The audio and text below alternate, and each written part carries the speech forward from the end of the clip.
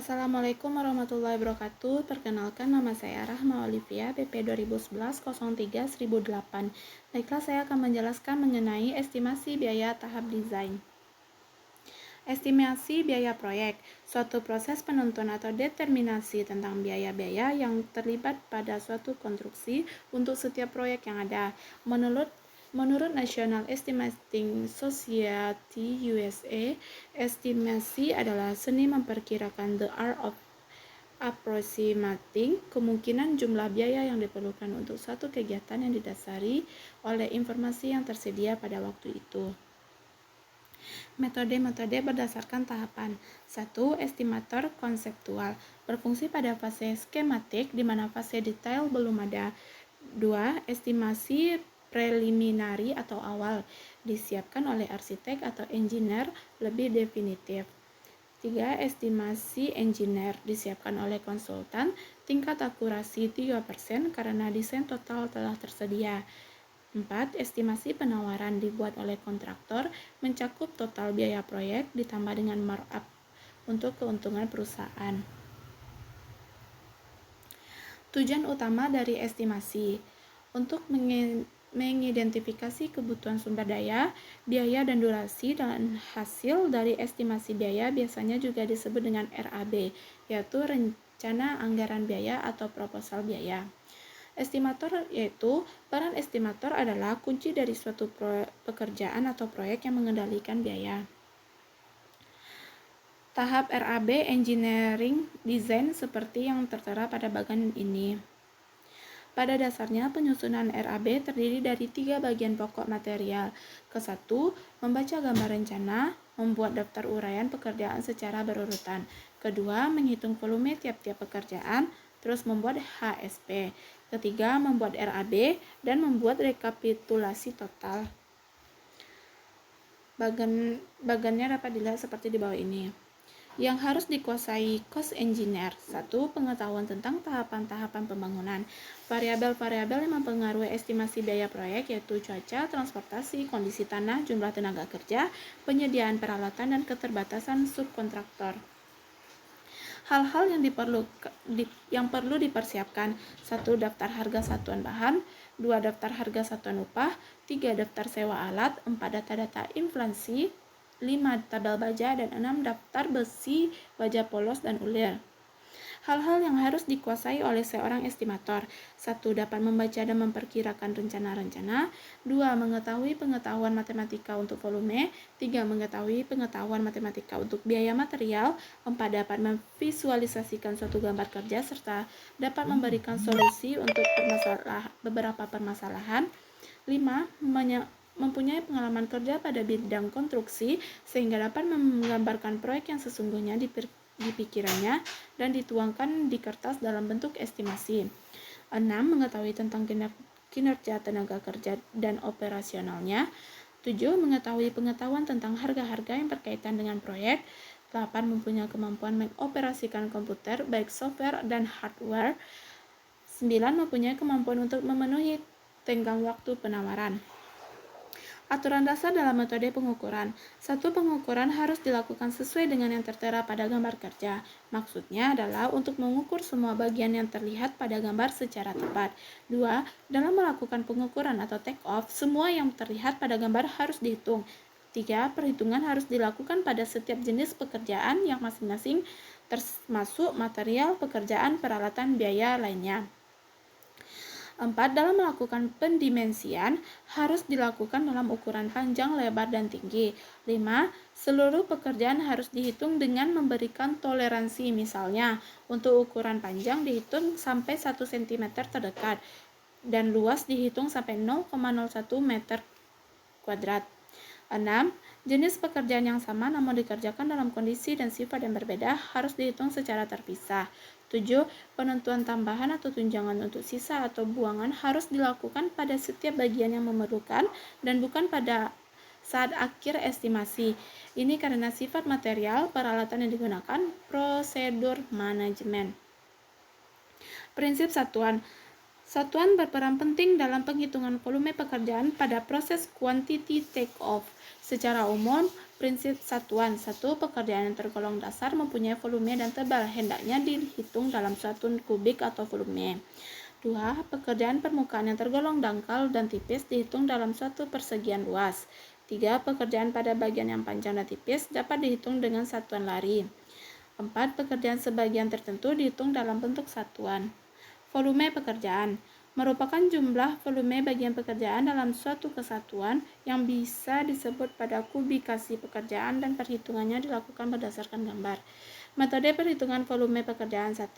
Metode dinding terpisah. Metode ini pengukurannya dilakukan dengan cara mengukur panjang eksternal dinding satu arah, dinding arah panjang secara out to out, dan panjang bagian dalam dinding pendek pada tegak lurusnya secara in to in. 2. Metode garis sumbu atau center line method. Metode ini pengukurannya dilakukan dengan cara mengukur panjang total garis as balik pada arah panjang maupun pendek yang mempunyai tipe pondasi yang sama. Penyusunan RAB. 1. RAB yaitu rencana anggaran biaya merupakan jumlah dari masing-masing hasil peralihan volume dengan harga satuan pekerjaan.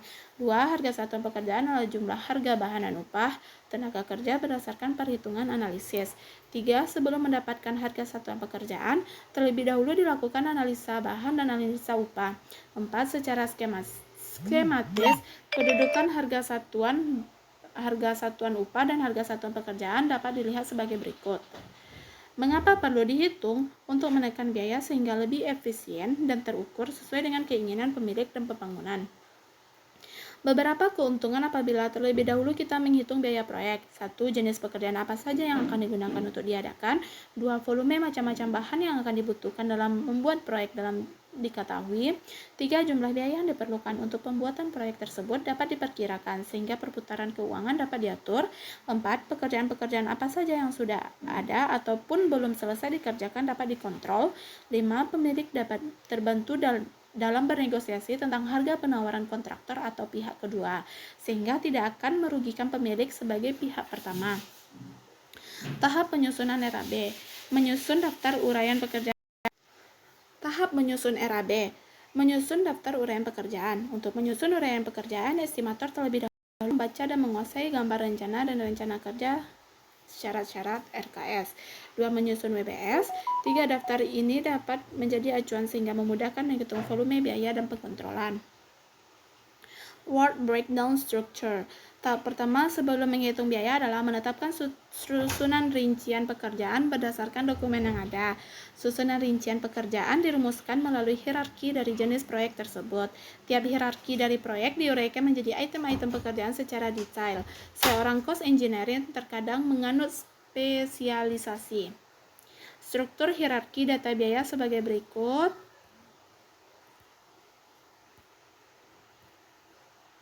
WBS bangunan gedung sebagai berikut, WBS fondasi sebagai berikut, struktur bawah juga sebagai berikut, detail beton sebagai berikut, rincian pekerjaan, 1. Plumbing, hidran atau sprinkle, air conditioner, lift, generator, transformator, panel tenaga menengah dan rendah, bus dung. Rincian pekerjaan yaitu kabel tegangan menengah, instalasi penerangan, lighting fixture, fire alarm system, sound system, penangkal petir, dan building automatic system. Temporary work. Pekerjaan pokok yang diuraikan dalam WBS akan dilaksanakan dengan metode tertentu. Metode yang ditetapkan selalu memerlukan pekerjaan penunjang yang sifatnya sementara. Construction method pada dasarnya adalah kegiatan pokok ditambah dengan pekerjaan penunjang tersebut. Hubungan kegiatan pokok dan penunjang seperti tabel di bawah ini. Dari contoh bahasan di atas, kode biaya langsung dirinci lagi menjadi subkelompok. Kode subkelompoknya tertera pada bagian di bawah ini. Untuk keperluan tindakan dan manajemen diperlukan kode jenis dari tiap subkelompok. Kode subkelompok upah juga ada simbol-simbolnya. Kode subkelompok alat. Kode kelompok parts atau paint. Kode subkelompok overhead proyek. Analisa harga satuan pekerjaan. Ya, dapat dilihat pada bagian di bawah ini. Metode BOW adalah Budget Linked Open Bar Weekend. Ialah suatu kegiatan dan ketetapan umum yang ditetapkan oleh DERBOW pada tanggal 28 Februari 1921 nomor 5372A pada zaman pemerintah Belanda.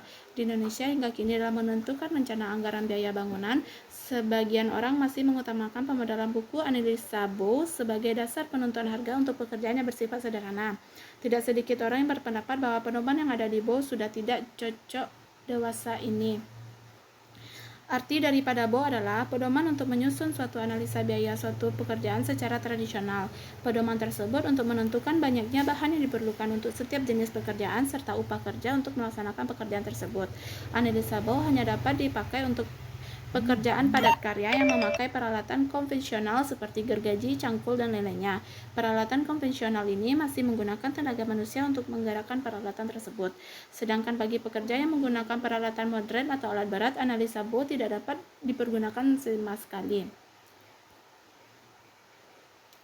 Analisa BOW ini buku-buku yang dapat Anda beli. Proses penyusunan SNI 2002 terdapat pada bagian di bawah ini.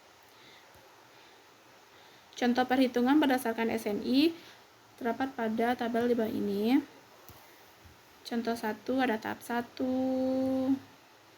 metode membuat HSP, membuat RAB. Contoh 2-nya seperti bawah ini. Daftar harga satuan proyek ABC seperti tabel di bawah ini. Daftar analisa harga satuan proyek ABC.